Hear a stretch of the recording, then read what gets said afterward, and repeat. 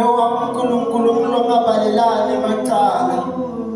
wangihlela sebavumelene ukuthi awethweswe mina onke lamacala empilo ngoba ebumzimeni wasikhipha sikhala nasekuhle samlibala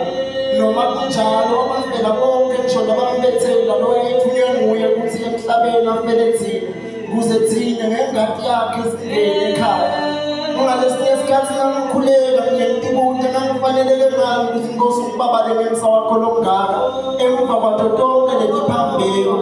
umhlaba ungifulathela ngakubona wena nemusa enhloko yami ngithena ngempela angikake ngambona wakho wacotshiwe ngoba lelithuna belifuna umoya wami liyabisola lalikhona uNkulunkulu lohlanganisa hlukanise ngesikhathi sakhe thinsaba ndiyancibilika imantahleze vele umhlaba silomile nasibita igama lakho kwehla kukhona bakho babetono tethu kulokhu sicele njalo ncaba nathi uNkulunkulu nasiduka kungathi ungasangulula njengoba waphendula Sawula wabangipawula